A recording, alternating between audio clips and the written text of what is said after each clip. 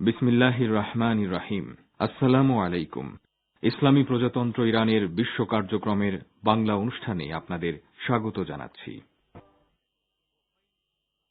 এখন শুনবেন সূরা বাকারার 284 ও 285 নম্বর আয়াতের তিলাওয়াত ও তরজমা। আউযু বিল্লাহি মিনাশ শাইতানির রাজীম। বিসমিল্লাহির রহমানির রহিম।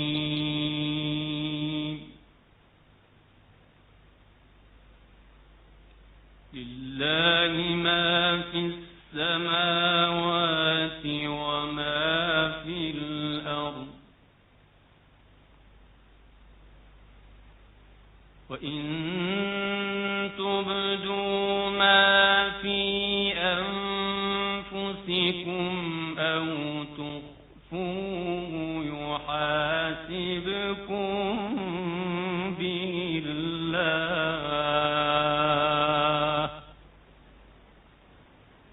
ফায়াগফিরু লিমান ইয়াশা'উ ওয়া ইউ'আযযিবু মান ইয়াশা',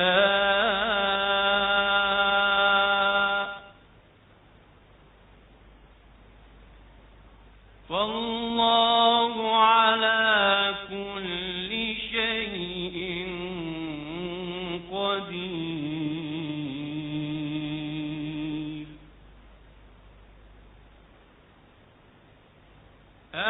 আমানার রাসূলু বিমা উনজিলা ইলাইহি মির রাব্বিহি ওয়াল মুমিনুন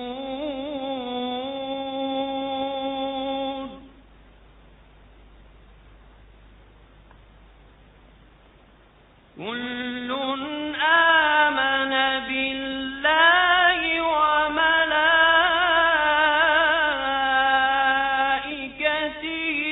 ওয়া কুতুবিহি ওয়া রুসুলিহি কুল্লুন আমানা বিল্লাহি ওয়া মালাইকাতিহি ওয়া কুতুবিহি ওয়া রুসুলিহি লা নুফাররিকু বাইনা আহাদিন মির রুসুলিহি ওয়া ক্বালু সামি'না ওয়া আতা'না গুফরানাকা রাব্বানা ওয়া ইলাইকাল মাসীর।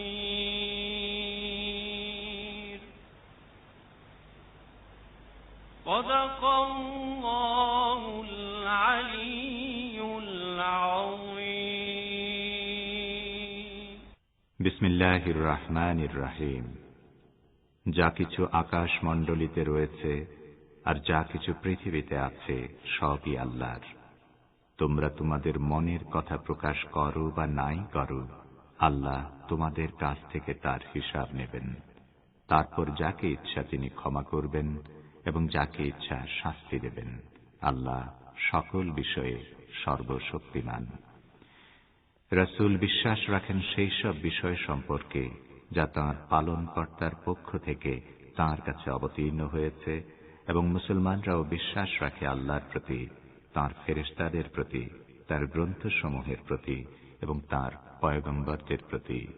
তারা বলে, আমরা তাঁর পয়গম্বরদের মধ্যে কোনো তারতম্য করি না। তারা বলে, আমরা শুনেছি এবং কবুল করেছি। আমরা তোমার ক্ষমা চাই, হে আমাদের পালনকর্তা। তোমারই দিকে প্রত্যাবর্তন করতে হবে। সাদাকাল্লাহুল আলিয়্যুল আযীম। শ্রোতা বন্ধুরা, অর্থসহ পবিত্র কুরআনের তিলাওয়াত শুনলেন। আজ সোমবার 27 সেপ্টেম্বর, 12 আশ্বিন এবং ফার্সি 5 মেহের। রেডিও তেহরানের সান্ধ্য অধিবেশনের বাংলা অনুষ্ঠানে আপনাদের সবাইকে স্বাগত জানাচ্ছি। আমি গাজী আব্দুর রশিদ। এই অনুষ্ঠান প্রচারিত হচ্ছে বাংলাদেশ ও ভারতে শর্টওয়েভ 25 মিটার ব্যান্ডে এবং সৌদি আরবে শোনা যাচ্ছে 31 মিটার ব্যান্ডে। ইন্টারনেটে আমাদের অনুষ্ঠান শোনার ঠিকানা parstoday.com/bn। ফেসবুকে সরাসরি শুনতে পাবেন এই ঠিকানায় facebook.com/Radio Tehran BN। এবারে আজকের অনুষ্ঠান সূচি জানিয়ে দিচ্ছি। শুরুতেই শুনবেন বিশ্বের সর্বশেষ খবরাখবর নিয়ে সরাসরি বিশ্ব সংবাদ। এরপর থাকবে সংবাদ বিশ্লেষণমূলক প্রাথমিক আয়োজন দৃষ্টিপাত। ইরানের পরমাণু কর্মসূচির ব্যাপারে IAEA প্রধানের বক্তব্য প্রত্যাখ্যান করেছে তেহরান। এ সম্পর্কে আমাদের ভাষ্যকারের একটি পর্যালোচনা শুনবেন দৃষ্টিপাতের শুরুতেই। এবং বাংলাদেশের ক্ষমতাসীন রাজনৈতিক দল আওয়ামী লীগ এবং বিরোধী দল বিএনপির মধ্যে পরস্পর বিরোধী কথাবার্তা ও আলোচনা সমালোচনা অব্যাহত রয়েছে। এ সম্পর্কে ঢাকা থেকে আমাদের বিশেষ প্রতিনিধির পাঠানো প্রতিবেদন থাকছে দৃষ্টিপাতের দ্বিতীয় পর্যায়ে।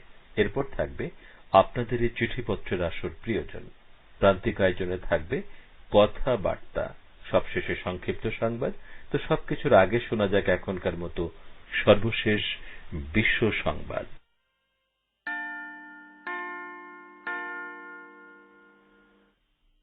রেডিও তেহরান, শুরু হচ্ছে বিশ্ব সংবাদ।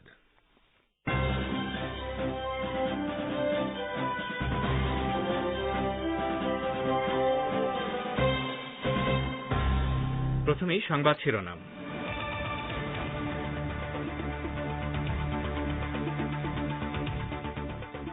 শত্রুর ষড়যন্ত্র নস্যাৎ করে দিতে বিশ্ববিদ্যালয় ছাত্রদের প্রতি আহ্বান জানিয়েছেন ইরানের সর্বোচ্চ নেতা। ট্রাম্পের ফেরা হবে আমেরিকার জন্য বিপর্যয়কর, হোমল্যান্ড সিকিউরিটি বিভাগের সাবেক কর্মকর্তার মন্তব্য।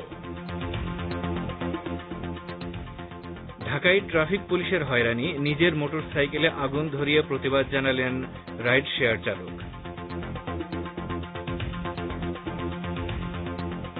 এবং ভারতের পশ্চিমবঙ্গে উপনির্বাচন, বিজেপি নেতা দিলীপ ঘোষের প্রচারে তৃণমূলের বাধা দেওয়ার অভিযোগ।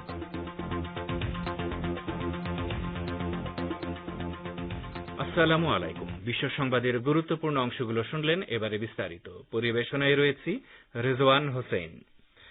ইসলামী প্রজাতন্ত্র ইরানের সর্বোচ্চ নেতা আয়াতুল্লাহিল উজমা খামেনি শত্রুর সমস্ত ষড়যন্ত্র নস্যাৎ করে দিতে ছাত্রদের প্রতি আহ্বান জানিয়েছেন। তিনি বলেন, শত্রুরা ইরানের জনগণের বিরুদ্ধে যে মিথ্যা প্রচারণা চালাচ্ছে তার স্বরূপ উন্মোচন ও ষড়যন্ত্র নস্যাৎ করার মাধ্যমে ছাত্রদেরকে প্রকৃত সত্য তুলে ধরতে হবে। তিনি ছাত্রদেরকে জাতির আশা আকাঙ্ক্ষা এবং হৃদয়ের ফসল হিসেবে উল্লেখ করেন।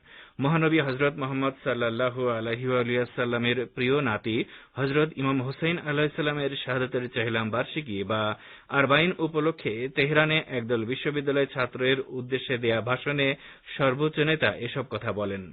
ভিডিও লিঙ্কের মাধ্যমে তিনি ছাত্রদের উদ্দেশ্যে ভাষণ দেন। সর্বোচ্চ নেতা বলেন, আশুরার যেদিন হযরত ইমাম হুসাইন শাহাদাত বরণ করেন সেদিন তার সংগ্রাম এবং আত্মত্যাগের ঘটনা সর্বোচ্চ পর্যায়ে পৌঁছেছিল। এরপর 40 দিন সময়কালে যে সংগ্রাম হয়েছে তার মাধ্যমে সত্য উন্মোচিত হয়েছে যা ইমাম হোসেনের পুত্র, কন্যা এবং অন্যরা করেছিলেন। এর মাধ্যমে কারবালা আমাদের মাঝে জীবন্ত রয়েছে। সর্বোচ্চ নেতা সাইবার স্পেস এবং সামাজিক যোগাযোগ মাধ্যমের নেটওয়ার্কের সুযোগের কথা উল্লেখ করেন, যা ব্যবহার করে অস্পষ্টতা দূর করা এবং অপপ্রচারের জবাব দেওয়া সম্ভব। সর্বোচ্চ নেতা বলেন, ইমাম হোসেনের শাহাদাতের পথ হচ্ছে বরকতময় এবং সুমধুর পথ, যা নিশ্চিতভাবে ইতিবাচক ফলাফল এবং সফলতা আনবে। এই পথে উৎসাহিত হয়ে এবং জ্ঞানের আলোয় আলোকিত হয়ে তোমরা ছাত্ররা দেশকে শারীরিক ও আধ্যাত্মিক কল্যাণের পথে পরিচালিত করতে সক্ষম হবে।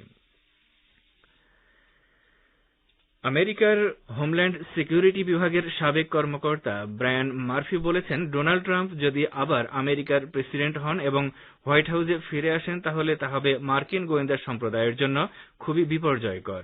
গতকাল এক সাক্ষাৎকারে ব্রায়ান মার্ফি এই মন্তব্য করেন। 2024 সালে আমেরিকায় পরবর্তী প্রেসিডেন্ট নির্বাচন অনুষ্ঠিত হবে এবং সেই নির্বাচনে ডোনাল্ড ট্রাম্প রিপাবলিকান দল থেকে আবার প্রার্থী হতে চাইছেন। তথ্য বিনিময়ের ক্ষেত্রে ডোনাল্ড ট্রাম্প বড় হুমকি বলে উল্লেখ করেন হোমল্যান্ড সিকিউরিটি বিভাগের সাবেক এই কর্মকর্তা। তিনি বলেন, ট্রাম্পের ভূমিকার কারণে আমেরিকা ক্ষতিগ্রস্ত হয় এবং দেশে মেরুকরণ সৃষ্টি হয়। ব্র্যান্ড মার্ফি আরো বলেন, ট্রাম্পের আমলে সবচেয়ে মারাত্মকভাবে দেশে রাজনৈতিক মেরুকরণ তৈরি হয়েছে। ডোনাল্ড ট্রাম্প যখন 2024 সালের নির্বাচনে প্রতিদ্বন্দ্বিতা করার ব্যাপারে চূড়ান্ত অঙ্গীকার ব্যক্ত করেছেন, তখন মার্ফি এসব কথা বলেন। শুক্রবার দেয়া এক সাক্ষাৎকারে ট্রাম্প বলেছেন, শুধুমাত্র ডাক্তারের নিষেধাজ্ঞার কারণে তিনি নির্বাচন থেকে বিরত থাকতে পারেন, এছাড়া কোনো কিছু থেকে নির্বাচনে প্রতিদ্বন্দ্বিতা করা থেকে বিরত রাখতে পারবেন না। মাফ করবেন। শুক্রবার দেয়া এক সাক্ষাৎকারে ট্রাম্প বলেছেন, শুধুমাত্র ডাক্তারের নিষেধাজ্ঞার কারণে তিনি নির্বাচন থেকে বিরত থাকতে পারেন। ইহুদিবাদী ইসরায়েলের সঙ্গে সম্পর্ক স্বাভাবিকীকরণের 11 মাস পর সুদানের পররাষ্ট্রমন্ত্রী জানিয়েছেন, তার দেশে ইসরায়েলের দূতাবাস খোলা হবে না। একথা বলেছেন সুদানের পররাষ্ট্রমন্ত্রী মারিয়াম আস-সাদিক আল মাহাদি। তিনি বলেছেন, খার্তুমে ইসরায়েলের দূতাবাস খোলার অনুমতি দেওয়ার কোনো পরিকল্পনা নেই। মারিয়াম সাদিক বলেন, ইসরায়েলের সঙ্গে সম্পর্ক স্বাভাবিক হওয়ার কোনো লক্ষণ নেই এবং এই ব্যাপারে সরকারি কর্মকর্তা পর্যায়ে কোনো আলোচনাও হয়নি। সংযুক্ত আরব আমিরাত থেকে প্রকাশিত ইংরেজি দৈনিক দ্য ন্যাশনালকে দেয়া সাক্ষাৎকারে এসব কথা বলেছেন সুদানের পররাষ্ট্রমন্ত্রী। গতকাল রোববার তার এই সাক্ষাৎকার প্রকাশিত হয়। মারিয়াম আস-সাদিক বলেন, আমি আপনাকে সুদানের পররাষ্ট্রমন্ত্রী হিসেবে বলছি যে ইসরায়েলকে বয়কট করার আইন বাতিল করার অর্থ এ নয় যে আমরা খার্তুমে ইসরায়েলের দূতাবাস খোলার পরিকল্পনা করছি। মারিয়াম আস-সাদিক আল মাহাদি হচ্ছেন সুদানের বিরোধী নেতা ও সাবেক প্রধানমন্ত্রী সাদিক আল মাহাদির মেয়ে, যিনি ছিলেন ইসরায়েলের সঙ্গে সম্পর্ক স্বাভাবিক করার ঘোর বিরোধী।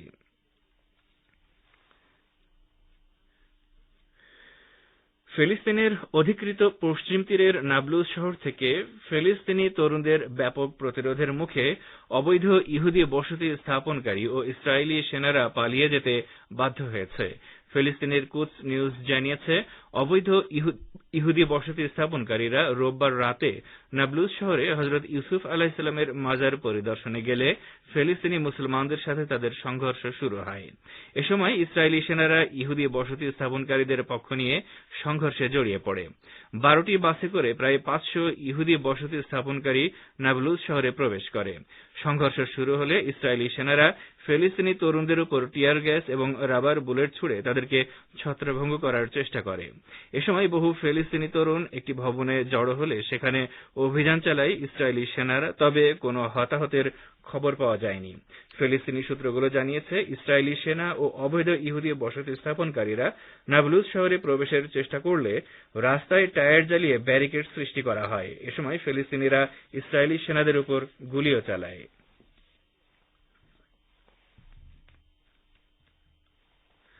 আপনারা বিশ্ব সংবাদ শুনছেন রেডিও তেহরান থেকে, আর প্রচারিত হচ্ছে বাংলাদেশ ও ভারতে শর্টওয়েভ 25 এবং সৌদি আরবে 31 মিটার ব্যান্ডে।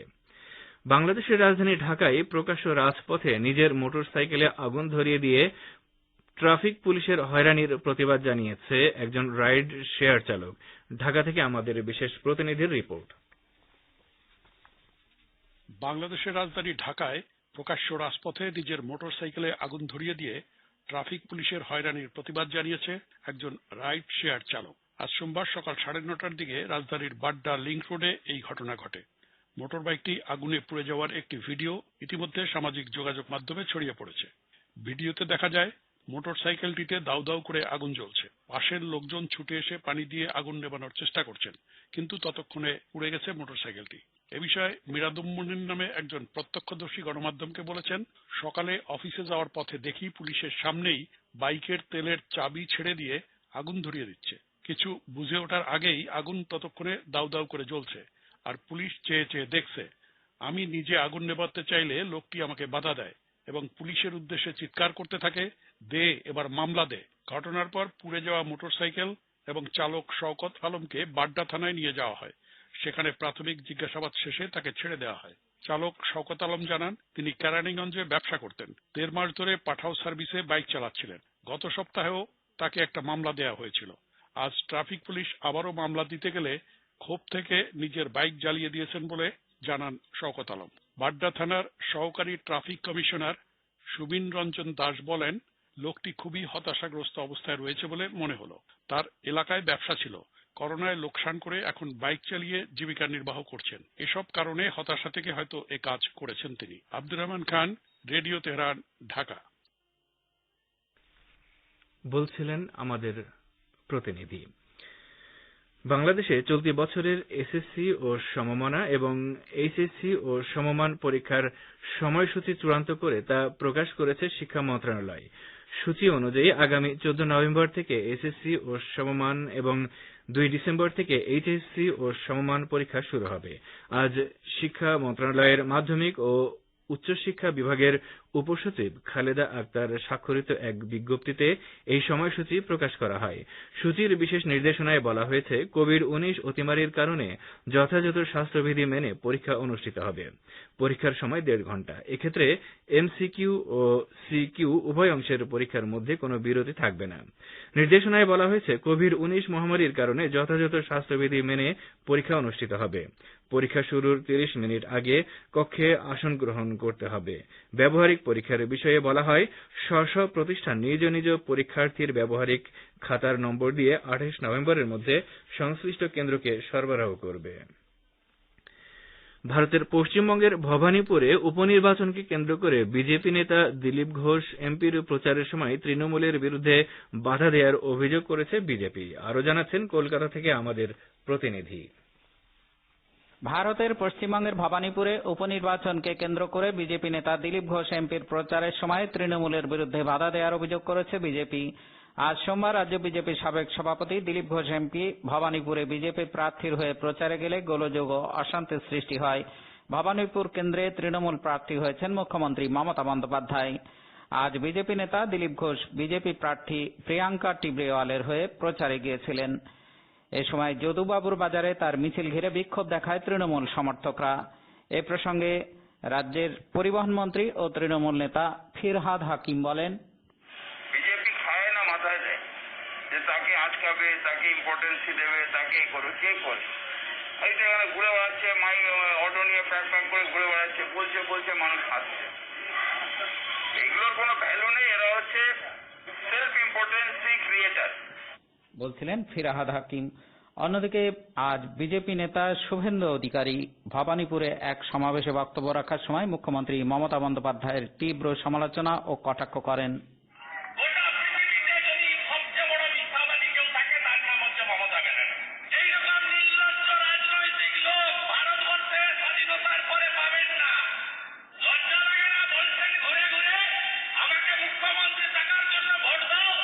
বলছিলেন বিজেপি নেতা শুভেন্দু অধিকারী। পশ্চিমবঙ্গে আগামী 30 সেপ্টেম্বর কলকাতার ভবানীপুর কেন্দ্রে বিধানসভার উপনির্বাচন অনুষ্ঠিত হবে। একই সঙ্গে মুর্শিদাবাদের জঙ্গিপুর ও শামশেরগঞ্জে নির্বাচন হবে।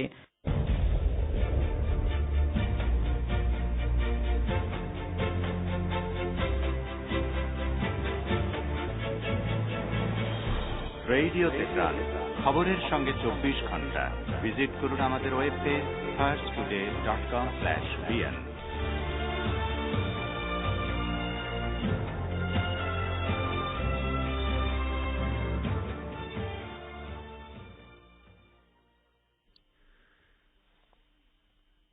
বলছিলেন আমাদের প্রতিনিধি। ফিরে আসি বিশ্ব সংবাদে। ভারতের কেন্দ্রীয় সরকারের তৈরি করা 3টি কৃষি আইন বাতিলের দাবিতে আজ কৃষকদের ভারত বন্ধের ডাকে মিশ্র প্রতিক্রিয়া হয়েছে। আজ সকাল 6টা থেকে বিকাল 4টা পর্যন্ত বিভিন্ন রাজ্যে বন্ধ কর্মসূচি পালিত হয়। বন্ধের সময় বেশ কয়েকটি জাতীয় সড়ক ও রাজ্য মহাসড়ক অবরুদ্ধ ছিল।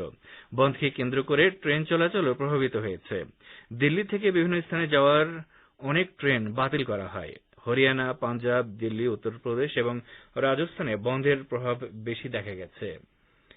দিল্লি গাজীপুর সীমান্ত 10 ঘণ্টা পরে খুলে দেওয়া হয়। ভারতীয় কিষাণ ইউনিয়নের নেতা রাকেশ টিকায়েত বলেন, ভারত বন্ধ সম্পূর্ণ সফল হয়েছে। এবার ইউনাইটেড কিষাণ মোর্চা পরবর্তী কৌশল ঠিক করবে। অন্যদিকে confederation of all India traders এর দাবি, দিল্লি সহ সারা দেশের বাজারে বন্ধের কোনো প্রভাব পড়েনি এবং দিল্লি সহ সমস্ত বাজার সম্পূর্ণ খোলা ছিল এবং বাজারে ব্যবসায়িক কার্যক্রম স্বাভাবিকভাবে চলেছে। আর এরই সাথে শেষ করছি রেডিও তেহরান থেকে আপাতত বিশ্ব সংবাদ।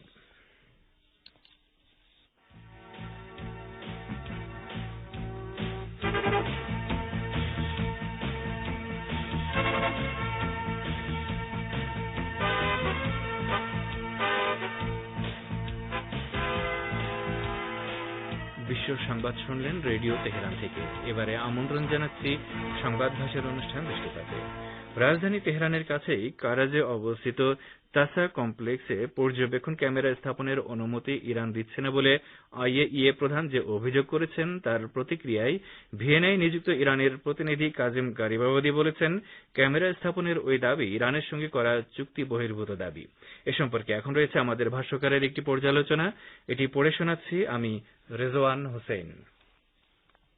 গত এক বছরে ইরানের পরমাণু স্থাপনাগুলোতে 3টি নাশকতার ঘটনা ঘটে, যা অত্যন্ত দুঃখজনক হলেও এবং তা জাতিসংঘের আইন ও আইএইএ এর নীতিমালার লঙ্ঘন হলেও আন্তর্জাতিক আণবিক শক্তি সংস্থা বা আইএইএ আজও তার নিন্দা জানায়নি। ভিয়েনায় আন্তর্জাতিক সংস্থাগুলোতে নিযুক্ত ইরানের স্থায়ী প্রতিনিধি কাজেম গারিবাবাদি এক টুইট বার্তায় এ বিষয়টির কথা স্মরণ করিয়ে দেন। রাজধানী তেহরানের কাছেই কারাজে অবস্থিত তাসা পরমাণু কমপ্লেক্সে পর্যবেক্ষণ ক্যামেরা স্থাপনের অনুমতি ইরান দিচ্ছে না বলে আইএইএ প্রধান যে অভিযোগ করেছেন তার প্রতিক্রিয়ায় কাজেম গারিবাবাদি বলেছেন, ক্যামেরা স্থাপনের ওই দাবি ইরানের সঙ্গে করা চুক্তি বহির্ভূত, তাই ইরান এটা মানতে বাধ্য নয়।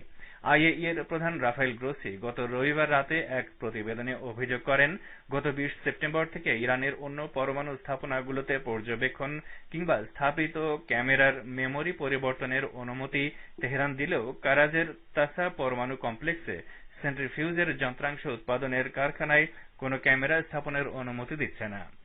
আইএইএ এর প্রধান রাফায়েল গ্রোসির এই প্রতিবেদন পেশ করার আগে ভিয়েনায় ইরানের প্রতিনিধি কাজেম গারিবাবাদি বলেছিলেন, যেসব বিষয়ে সমঝোতা হয়েছে সেসব বিষয়ে আপত্তি তুলতে পারে না আইএইএ।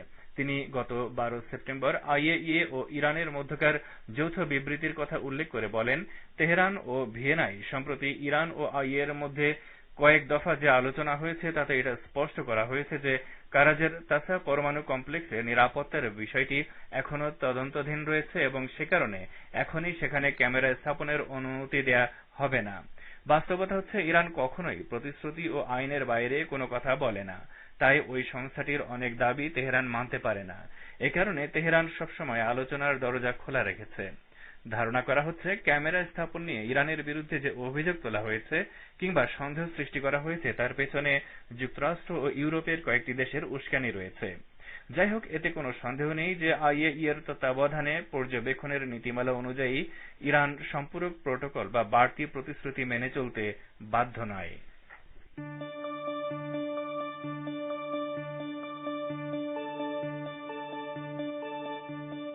আপনারা রেডিও তেহরানের অনুষ্ঠান শুনছেন সরাসরি তেহরান স্টুডিও থেকে। ইন্টারনেটে আমাদের অনুষ্ঠান প্রতিদিন শুনুন এই ঠিকানায় parstoday.com/bn। ফেসবুক লাইভে যোগ দিন এই ঠিকানায় facebook.com/Radio Tehran BN। আমাদের কাছে ইমেল করার ঠিকানা radioteheran1982@gmail.com।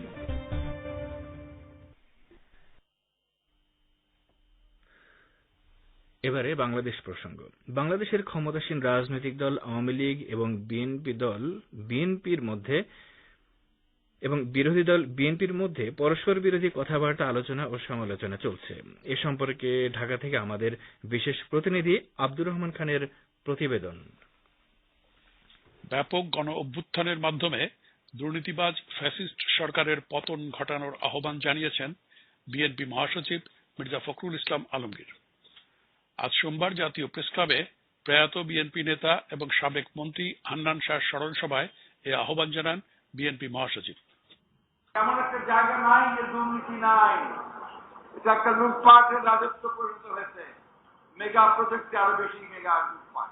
আজকে যদি দেশকে বাঁচাতে হয়, জনগণকে বিচার অধিকার ফিরিয়ে দিতে হয়, ভোটের অধিকার ফিরিয়ে দিতে হয়, অবশ্যই রুখে দাঁড়াতে হবে এবং মানুষকে সঙ্গে নিয়ে একটি গণ আন্দোলনের মধ্য দিয়ে, গণ অভ্যুত্থানের মধ্য দিয়ে এই ভয়াবহ দানবীয় সরকারকে পরাজিত করে জনগণের সরকার প্রতিষ্ঠা করতে হবে। সভায় বিএনপির স্থায়ী কমিটির সদস্য মির্জা আব্বাস বলেন, সরকার পতনের আগে কোনো নির্বাচন হতে দেয়া হবে না। এজন্য কঠোর আন্দোলন গড়ে তুলতে নেতা কর্মীদের প্রতি আহ্বান জানান তিনি। এদিকে আগামী জাতীয় নির্বাচন ও আন্দোলনের কর্মপন্থা নিয়ে ধারাবাহিক মতবিনিময়ের অংশ হিসেবে আজ সোমবার সন্ধ্যায় বিএনপি চেয়ারপারসনের গুলশানের রাজনৈতিক কার্যালয়ে আইনজীবীদের সাথে বৈঠক করছে বিএনপি। এর আগে গত 14 সেপ্টেম্বর থেকে 16 সেপ্টেম্বর প্রথম দফায় দলের ভাইস চেয়ারম্যান, চেয়ারপারসনের উপদেষ্টা, সিনিয়র যুগ্ম মহাসচিব, যুগ্ম মহাসচিব, সাংগঠনিক সম্পাদক, সম্পাদক, সহ সম্পাদক এবং অঙ্গ ও সহযোগী সংগঠনের নেতাদের সাথে ধারাবাহিক বৈঠক করেছে বিএনপি। এরপর দ্বিতীয় দফায় গত 21 সেপ্টেম্বর থেকে 23 সেপ্টেম্বর দলটির নির্বাহী কমিটির সদস্যদের সাথে বৈঠক করেছে।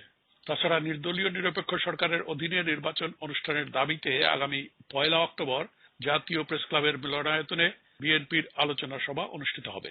এর আগে শনিবার জাতীয় প্রেস ক্লাবে এক আলোচনা সভায় বিএনপি মহাসচিব মির্জা ফখরুল ইসলাম আলমগীর বলেছেন, বিরোধী দলীয় ঐক্যে বিভক্তি সৃষ্টি করতে সরকার তার গোয়েন্দা সংস্থাগুলোকে সক্রিয় করেছে। রাজনৈতিক দলগুলোর মধ্যে এমনকি সাংবাদিক সমাজ, পেশাজীবী সংগঠনগুলোর মধ্যেও বিভক্তি সৃষ্টি করা হচ্ছে। ওদিকে আওয়ামী লীগের সাধারণ সম্পাদক ওবায়দুল কাদের বলেছেন, আন্দোলন করে সরকার হটানোর দিবাস্বপ্ন দেখছে বিএনপি।